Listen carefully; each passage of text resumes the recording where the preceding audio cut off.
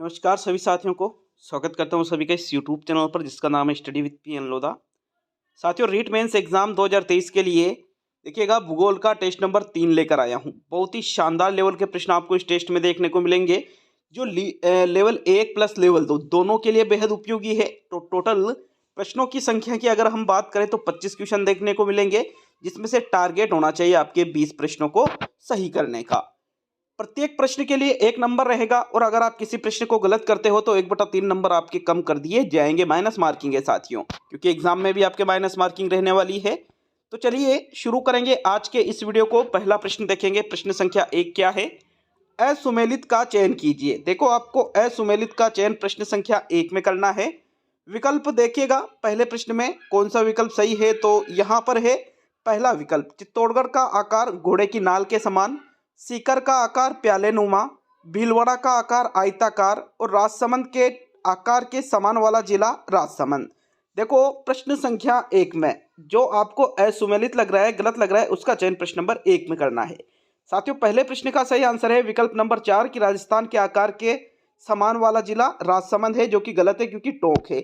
जो राजस्थान का आकार है वैसा ही आकार किस जिले का है, टोंक जिले का है, न कि राजसमंद जिले का। बाकी भीलवाड़ा का आकार कैसा है, आयताकार है। सीकर का आकार कैसा है, प्याले नुमा है। और चित्तौड़गढ़ का आकार कैसा है, घोड़े की नाल के समान है। तो फोर्थ विकल्प आपके प्रश्न संख्या 1 का सही उत्तर है। चलिए आगे बढ़ेंगे साथियों प्रश्न संख्या 2 की ओर। दूसरा प्रश्न देख लेते हैं। प्रश्न नंबर 2 में क्या पूछ रहा है। थार्नवेट वर्गीकरण के अनुसार, थार्नवेट ने जो वर्गीकरण किया है उसके अनुसार कौन सी उष्ण कटिबंधीय मरुस्थलीय जलवायु को दर्शाता है। DBW, CAW, EAD, DAW। तो देखो, जो थार्नवेट ने जलवायु का वर्गीकरण किया है, किसका वर्गीकरण किया है, जलवायु का वर्गीकरण किया है। तो जो उष्ण कटिबंधीय मरुस्थलीय जलवायु को जो दर्शाता है, देखो यहां से आपके प्रश्न बनने वाला है। तो साथियों, इस थार्नवेट का और कोपेन का जो वर्गीकरण है इनको अच्छी तरह से क्लियर कर लेना। अगर हम बात करें थार्नवेट के वर्गीकरण के अनुसार कि भाई जो उष्ण कटिबंधीय मरुस्थलीय जलवायु है वो किसको दर्शाता है, EAW। कौन दर्शाता है वो, EAD, EAW नहीं, EAD दर्शाता है। विकल्प नंबर 3 आपके प्रश्न संख्या 2 का सही उत्तर है। चलिए आगे बढ़ेंगे साथियों प्रश्न संख्या 3 की ओर। आप सभी को बता दूं, देखिएगा 21 तारीख को आपके वीडियो डाला था, 22 को ना ही तो कोई वीडियो में डाल पाया था, मतलब कल, और ना ही कोई टेस्ट ऐप पर में डाल पाया था। तो बहुत सारे छात्रों का कमेंट भी आया था कि सर आप टेस्ट भी नहीं डाल रहे हो, वीडियो भी नहीं डाल रहे हो। तो मैं आप सभी को बताना चाहूँगा कि जो टेस्ट सीरीज है साथियों, टेस्ट सीरीज में आपको आज से ही रेगुलर, आज सुबह भी मैंने जो कला संस्कृति का गोल्डन टेस्ट नंबर 5 है वो ऐप पर 149 रुपये वाला जो कोर्स है उसमें डाल दिया है। और मैं आप सभी को बता दूं कि जो लेवल 1 वाले, लेवल 2 वाले जिन्होंने 149 रुपये को वाला कोर्स खरीद रखा है, उसमें आपको राजस्थान जीके, शिक्षण विद्या, साइकोलॉजी, टीचिंग मेथड, ये चीज़ें आपको बहुत सारी मिल चुकी है।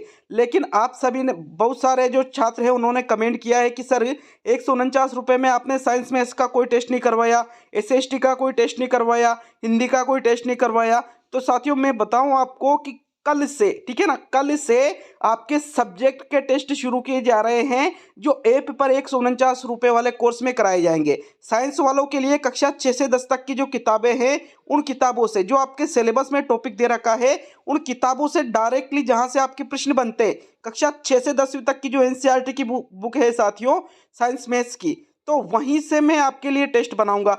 SST वालों के लिए भी वहीं से कक्षा 6 से 10 तक की किताबों से टेस्ट बनवाऊंगा। और जो हिंदी वाले हैं लेवल 2 वाले, उनके लिए साथियों नवीन हिंदी व्याकरण और जो रचना प्रबोध पुस्तक है, और साथ में ही जो मान्यता प्राप्त जो पुस्तकें हैं उनसे हिंदी के टेस्ट आपको कल से उपलब्ध होने वाले हैं एप्लीकेशन पर। जो 149 रुपये वाली टेस्ट सीरीज है उसमें अब आपके सब्जेक्ट से संबंधित टेस्ट ही ज़्यादा डाले जाएंगे ऐप पर। तो बिल्कुल निश्चिंत रहिए, बिल्कुल भी टेंशन लेने की जरूरत नहीं। आप यूँ मत सोचना कि सर हमने 149 रुपये का पेमेंट भी कर दिया लेकिन सब्जेक्ट के तो आपने डाले नहीं। कल से बिल्कुल रेगुलर टेस्ट आएंगे साथियों। तीसरा प्रश्न देखेंगे, इनमें से असंगत है। असंगत का आपको चयन करना है प्रश्न 3 में। वृक्षों में राजस्थान का गौरव खेजड़ी, विश्व की सबसे लंबी घास बांस, राजस्थान का राज्य पक्षी गोडावण जिसको दर्जा दिया 1983 में, और एक प्रकार की सुगंधित घास खस। तो अब आपको ये बताना है प्रश्न संख्या 3 में कि कौन सा आपको असंगत लग रहा है साथियों। तीसरे प्रश्न का सही आंसर देख लेते हैं कि भाई प्रश्न नंबर 3 में आपके कौन सा विकल्प सही रहेगा। तो देखो प्रश्न संख्या 3 में जो आपके सही उत्तर है वो है विकल्प नंबर 3, क्योंकि ये कह रहा है कि राजस्थान का राज्य पक्षी गोडावण, बिल्कुल सही कथन है साथियों। लेकिन इसको दर्जा, राजस्थान के राज्य पक्षी का दर्जा 1983 में नहीं बल्कि 1981 में दिया गया था। कब दिया गया था? 1981 में दिया गया था साथियों। तो तीसरा विकल्प आपके प्रश्न संख्या 3 का सही आंसर है, क्योंकि ये क्या है? असंगत है।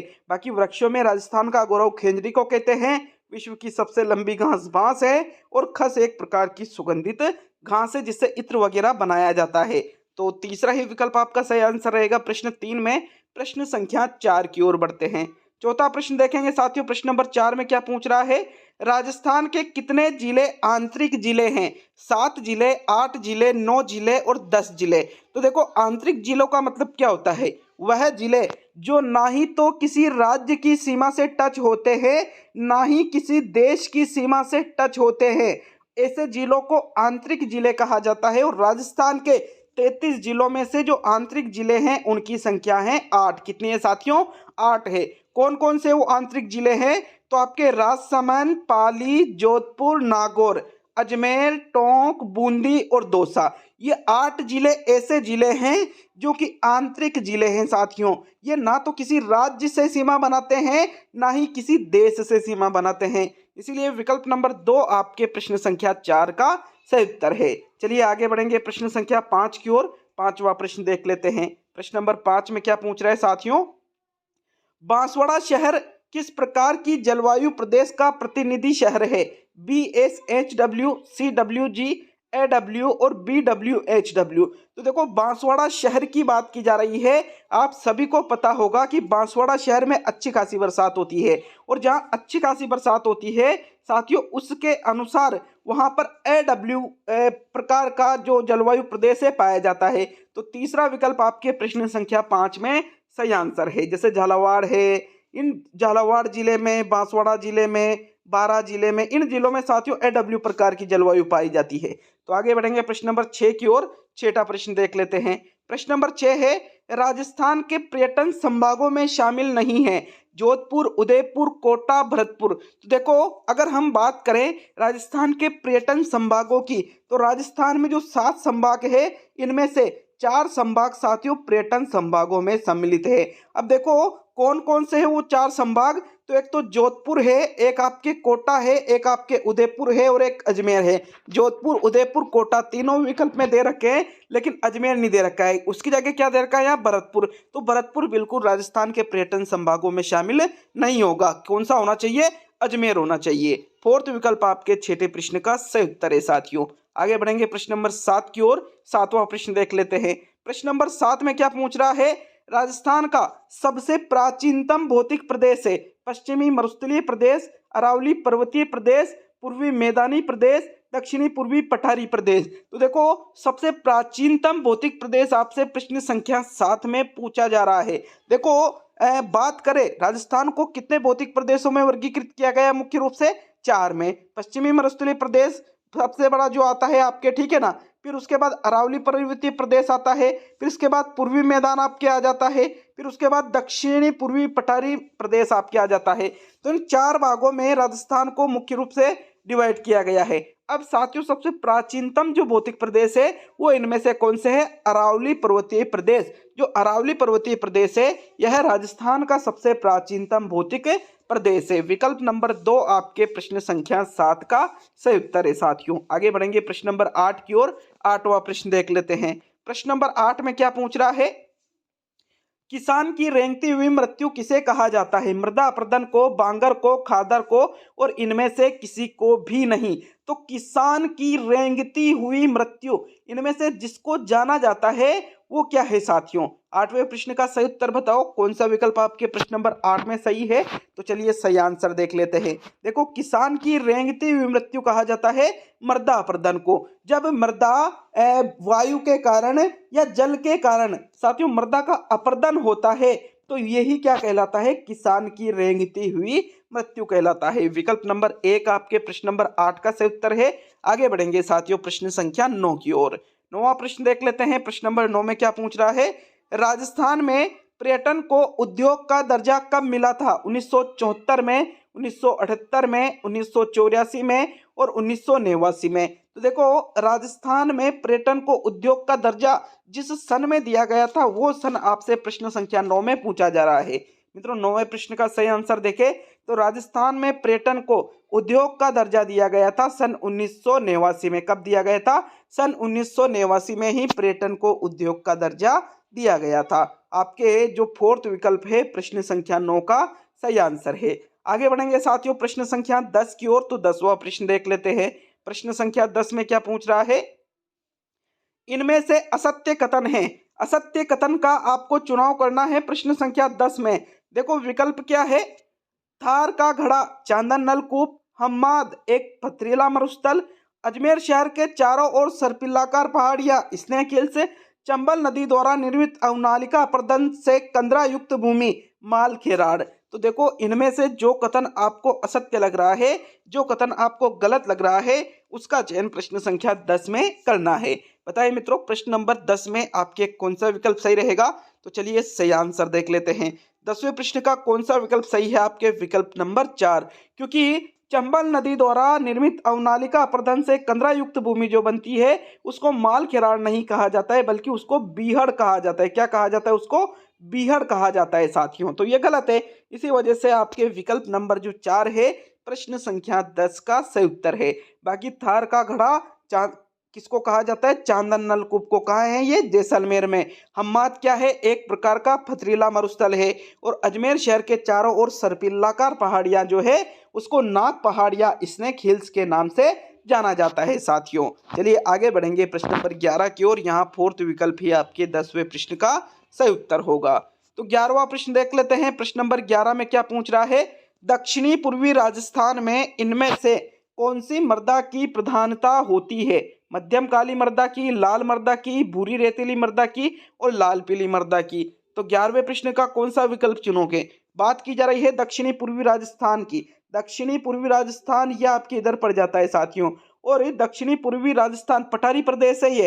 हाड़ौती का पठार भी जिसको आप कहते हो। इसमें अगर हम बात करें तो लाल मिट्टी नहीं पाई जाती है, रेतीली मिट्टी यहाँ नहीं होती है, ना ही लाल पीली होती है, बल्कि मध्यम काली मिट्टी यहाँ पर पाई जाती है। विकल्प नंबर कौन सा सही हुआ फिर प्रश्न नंबर 11 में? पहला विकल्प आपका बिल्कुल सही उत्तर है। चलिए 12वें प्रश्न की ओर बढ़ते हैं। प्रश्न नंबर 12 में क्या पूछ रहा है साथियों? मुख्यमंत्री ग्राम सड़क योजना की शुरुआत कब हुई थी? 7 अक्टूबर 2005 को, 13 अक्टूबर 2007 को, 25 दिसंबर 2000 को और 15 अगस्त 2014 को। तो देखो, मोस्ट इंपोर्टेंट क्वेश्चन है ये। मुख्यमंत्री ग्राम सड़क योजना की बात की जा रही है। और साथियों, मुख्यमंत्री ग्राम सड़क जो योजना है, अगर इसकी शुरुआत की बात करें तो इसकी शुरुआत हुई थी 7 अक्टूबर 2005 को। कब हुई थी? 7 अक्टूबर 2005 को। विकल्प नंबर 1 आपके प्रश्न संख्या 12 का सही उत्तर है। तो ये आपके 12वां प्रश्न कंप्लीट होता है। चलिए आगे बढ़ेंगे साथियों प्रश्न नंबर 13 की ओर। अच्छा लगे वीडियो तो चैनल को सब्सक्राइब करके वीडियो को लाइक और शेयर जरूर करिएगा साथियों। प्रश्न नंबर 13 की ओर बढ़ते हैं। 13वें प्रश्न में क्या पूछ रहा है? पूर्णतः राज्य में बहने वाली आंतरिक अपवाह तंत्र की सबसे लंबी नदी है। घग्गर नदी, कांतली नदी, कांकनी नदी और रूपारेल नदी। देखो, चारों ही नदियां, ये जो चारों ही नदियां हैं ये आंतरिक अपवाह तंत्र की नदियों में आती है। किस में आती है? आंतरिक अपवाह तंत्र की नदियों में ये आती है साथियों। लेकिन बात की जा रही है पूर्णतः, पूर्ण रूप से राज्य में बहने वाली आंतरिक अपवाह तंत्र की जो सबसे लंबी नदी है, उस नदी का नाम क्या है साथियों? कांतली नदी। कहाँ पे बहती है ये? शेखावटी की मुख्य नदी इसको माना जाता है। विकल्प नंबर 2 आपके प्रश्न संख्या 13 का सही उत्तर है। आगे बढ़ेंगे साथियों प्रश्न संख्या 14 की ओर। 14वां प्रश्न देख लेते हैं। आपके प्रश्न नंबर 14 देखेंगे, लेकिन उससे पहले एक और चीज कांतली नदी के बारे में जान लो कि इसके किनारे, कौन सी नदी के किनारे? कांतली नदी के किनारे गणेश्वर सभ्यता और सोनारी सभ्यता विकसित हुई थी। कौन सी सभ्यता है? गणेश्वर सभ्यता, सीकर में पड़ती है ना गणेश्वर, और सोनारी सभ्यता विकसित हुई थी। कौन सी नदी के किनारे पाई गई साथियों? ये सभ्यता है आपके कांतली नदी के किनारे पाई गई। देखो, प्रश्न नंबर 14 क्या पूछ रहा है आपसे? असुमेलित का चयन कीजिए। जीरा मंडी नागौर, मूंगफली मंडी बीकानेर, मिर्च मंडी टोंक और आंवला मंडी जयपुर। तो देखो, 14वें प्रश्न में जो आपको गलत लग रहा है, असुमेलित लग रहा है, उसका चयन आपको करना है साथियों। ₹149 वाली जो टेस्ट सीरीज है, इसमें मैंने पहले ही बता दिया है कि कल से टेस्ट मिलेंगे आपको सब्जेक्ट के, ठीक है ना। सब्जेक्ट के टेस्ट में डालने वाला हूँ। और जो राजस्थान अध्ययन का कोर्स चालू किया गया है कक्षा 6 से 12वीं तक का, साथियों राजस्थान अध्ययन के उस कोर्स में आपको 6ठी 7वीं 8वीं की तो कंप्लीट किताबें करा दी गई है राजस्थान अध्ययन की, लेकिन 9वीं 10वीं 11वीं 12वीं की बच रही है। तो कक्षा 9वीं का टेस्ट आएगा आज से ही कक्षा 9वीं की किताब चालू की जाएगी राजस्थान अध्ययन की, जो लगभग 5 से 7 दिन में कंप्लीट करवा दी जाएगी। तो यूं मान लीजिए आप बिल्कुल 9वीं 10वीं 11वीं 12वीं का तो पूरा कराया ही जाएगा। ये आपके 15 दिसंबर के या 20 दिसंबर के पहले कंप्लीट कोर्स हो जाएगा साथियों। राजस्थान अध्ययन जहां से डायरेक्टली प्रश्न उठ के आते हैं, जो अभी अभी कोर्स लॉन्च किया गया है 5-7 दिन पहले ही, 5-7 दिन भी नहीं हुआ, अभी तो 4-5 दिन हुए। तो निश्चित रूप से अगर आपने उस कोर्स को एक बार देख के आओ, बिल्कुल यूनिट वाइज मैंने जमा रखा है, कक्षा के अनुसार डिवाइडेशन कर रखा है। तो चलिए 14वें प्रश्न का सही आंसर देख लेते हैं। अगर हम बात करें असुमेलित का चयन कीजिए, तो विकल्प नंबर 4 क्या है? असुमेलित है। आंवला मंडी जयपुर में नहीं है, बल्कि आंवला मंडी कहां पर है साथियों? अलवर में है भाई। कहां पर है? अलवर में है। 14वें प्रश्न में आपके 4th विकल्प सही है। जीरा मंडी नागौर में ही है, मूंगफली मंडी बीकानेर में है और मिर्च मंडी टोंक में है साथियों। और मेहंदी मंडी का है सोजत पाली में। चलिए 15वें प्रश्न की ओर बढ़ते हैं। यहाँ 14वें प्रश्न में आपके 4th विकल्प सही रहेगा, क्योंकि ये क्या है? गलत है, असुमेलित है। 15वां प्रश्न देख लेते हैं, लेकिन उससे पहले यहाँ देखो संतरा मंडी भी पूछ ली जाती है, झालावाड़ में पड़ती है। किन्नू या माल्टा मंडी आपके श्रीगंगानगर में पड़ती है। ये भी इंपोर्टेंट मंडियां हैं, इसलिए मैंने यहाँ पर इनको लिख दिया है, याद रखना है इसको। देखो प्रश्न नंबर 15 है, आरएफसी की स्थापना कब हुई थी? 1955 में, 1969 में, 1978 में, 1981 में। बात की जा रही है आरएफसी की। आरएफसी का मतलब क्या होता है? राजस्थान वित्त निगम। क्या होता है साथियों? राजस्थान वित्त निगम। और राजस्थान वित्त निगम की स्थापना हुई थी सन 1955 ईस्वी में। कब हुई थी? सन 1955 ईस्वी में हुई थी। 15वें प्रश्न में आपके विकल्प नंबर 1 सही है साथियों। प्रश्न नंबर 16 की ओर बढ़ते हैं। 16वां प्रश्न क्या पूछ रहा है, देखते हैं। पश्चिमी राजस्थान की सबसे लंबी नदी कौन सी है? सोम है, बनास है, लूणी है और जाकम है। तो इनमें से जो नदी पश्चिमी राजस्थान की बात की जा रही है, पश्चिमी राजस्थान की जो सबसे लंबी नदी है साथियों, उसका चयन आपको प्रश्न संख्या 16 में करना है। बताइए 16वें प्रश्न का कौन सा विकल्प आपका सही रहेगा? तो अगर हम बात करें पश्चिमी राजस्थान की सबसे लंबी नदी की, तो आपके जो लूणी नदी है, जिसको आधी खारी आधी मीठी कहा जाता है साथियों, ये नदी ही पश्चिमी राजस्थान की सबसे लंबी नदी है। विकल्प नंबर 3 आपके प्रश्न संख्या 16वें का सही उत्तर है। देखो लूणी नदी की बात करें, तो लूणी नदी का उद्गम होता है नाग पहाड़ अजमेर से। कहां से? नाग पहाड़ कहाँ है? अजमेर में। बिल्कुल यहीं से लूणी नदी का उद्गम होता है। विकल्प नंबर कौन सा सही है साथियों 16वें प्रश्न में? तीसरा विकल्प आपके सही रहेगा। तो चलिए आगे बढ़ेंगे प्रश्न नंबर 17 की ओर। 17वां प्रश्न देख लेते हैं। प्रधानमंत्री फसल बीमा योजना की शुरुआत कब हुई थी? जनवरी 2016 में, जनवरी 2015 में, जनवरी 2018 में और जनवरी 2017 में। 17वें प्रश्न का सही आंसर बताइएगा। देखो टारगेट है 20 प्रश्नों को सही करने का, और माइनस मार्किंग के बावजूद आपके 20 प्रश्न होने चाहिए। माइनस मार्किंग के बावजूद, ऐसा नहीं हो कि 20 सही कर दे और 5 गलत कर दे, तो फिर यूं मान लो 2 नंबर कम हो जाएंगे, 18 बचेंगे आपके। बात करें प्रधानमंत्री फसल बीमा योजना की शुरुआत, तो साथियों प्रधानमंत्री बीमा योजना की जो फसल बीमा योजना है, इसकी शुरुआत कब हुई थी? आपके जनवरी 2016 में। कब हुई थी? जनवरी 2016 में। फसलों का बीमा इसके अंतर्गत किया जाता है कि फसलों में अगर कोई नुकसान हो जाए तो उसकी भरपाई कौन कर देती है? गवर्नमेंट कर देती है। विकल्प 1 आपके 17वें प्रश्न का सही उत्तर है। आगे बढ़ेंगे साथियों प्रश्न संख्या 18 की ओर। 18वां प्रश्न देख लेंगे। प्रश्न नंबर 18 है, राजस्थान में सर्वाधिक सीमेंट उत्पादन वाला जिला है? कोटा, चित्तौड़गढ़, बूंदी और उदयपुर। तो सर्वाधिक सीमेंट उत्पादन वाला जिला प्रश्न संख्या 18 में पूछा गया है। बताइए प्रश्न नंबर 18 में कौन सा विकल्प सही है? देखो 18वें प्रश्न का सही आंसर देख लेते हैं। राजस्थान में सर्वाधिक सीमेंट उत्पादन वाला जिला चित्तौड़गढ़ जिला है। कौन सा जिला है? चित्तौड़गढ़ जिला है। जबकि सर्वाधिक सीमेंट उत्पादन की जो मतलब संभावनाएं हैं, सर्वाधिक सीमेंट उत्पादन की जो संभावनाएं हैं, वो कौन से जिले में है? जैसलमेर जिले में है साथियों। ये भी आपको याद रखना है। विकल्प नंबर 2 ही आपके 18वें प्रश्न का सही उत्तर है। चलिए आगे बढ़ेंगे प्रश्न संख्या 19 की ओर।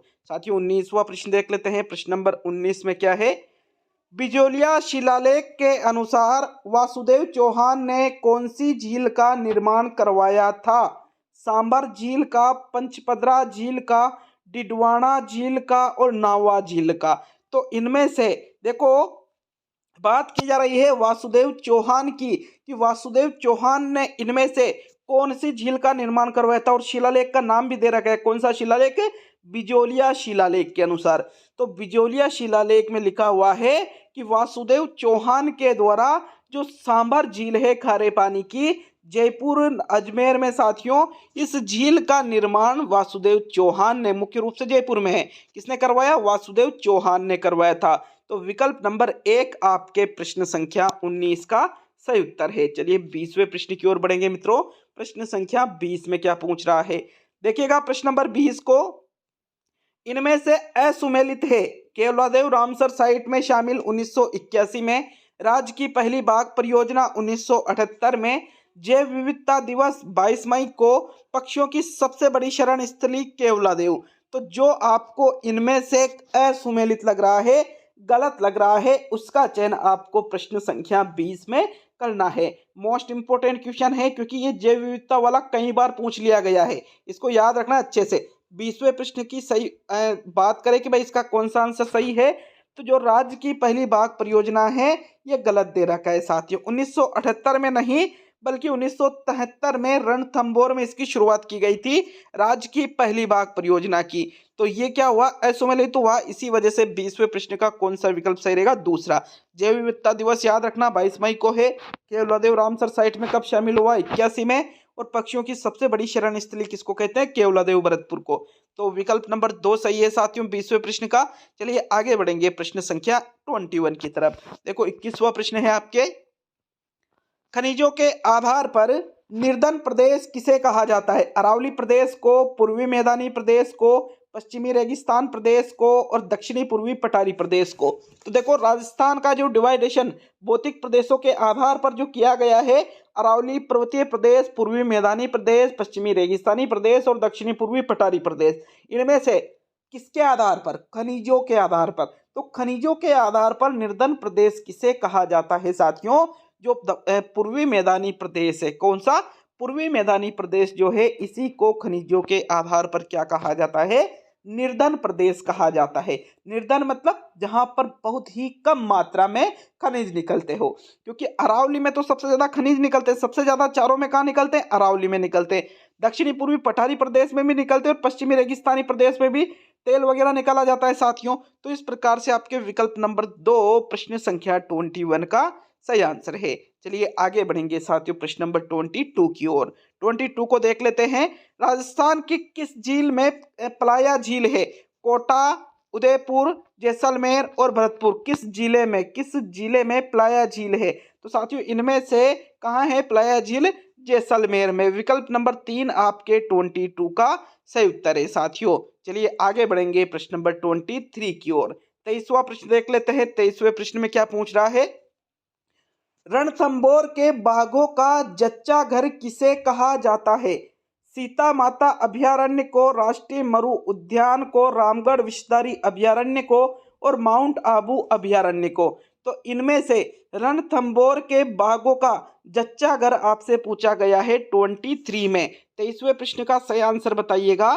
प्रश्न नंबर 23 में जो आपके सही उत्तर है, देखो सीता माता कहाँ है? आपके प्रतापगढ़ में। इसको नहीं कहा जाता है। राष्ट्रीय मरु उद्यान सबसे बड़ा अभयारण्य है साथियों ये क्षेत्रफल की दृष्टि से, ये आपके जैसलमेर की तरफ स्थित है पश्चिमी राजस्थान में, इसको भी नहीं कहा जाता है।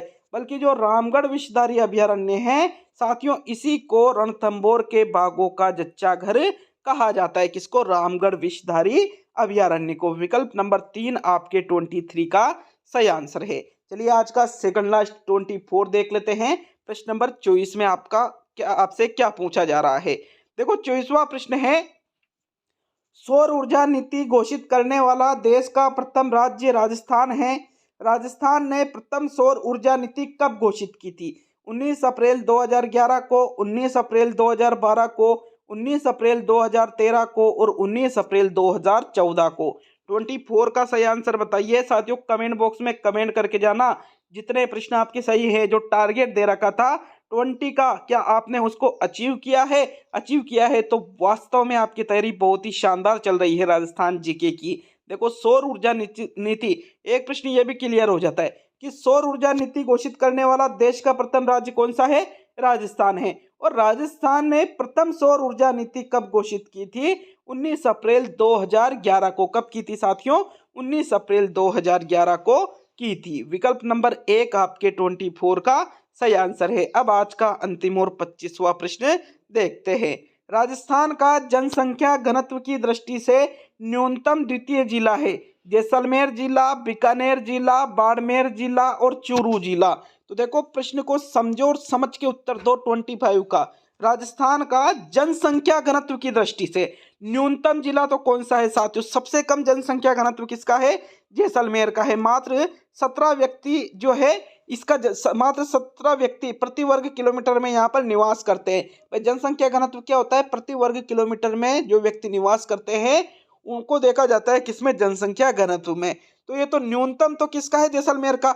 लेकिन द्वितीय स्थान पर कौन आता है साथियों? बीकानेर जिला आता है। कौन सा जिला आता है? बीकानेर जिला आता है, जिसका जनसंख्या घनत्व है 78। कितना है? 78। जबकि तीसरे स्थान पर बाड़मेर और चौथे स्थान पर चूरू जिला आता है। तो कौन सा विकल्प सही हुआ 25 में? आपके जो सेकंड विकल्प है 25 का सही आंसर है। साथियों मैंने ऐप को डाउनलोड करने का लिंक कमेंट बॉक्स में दे रखा है, वहां से आप ऐप को डाउनलोड कर सकते हो।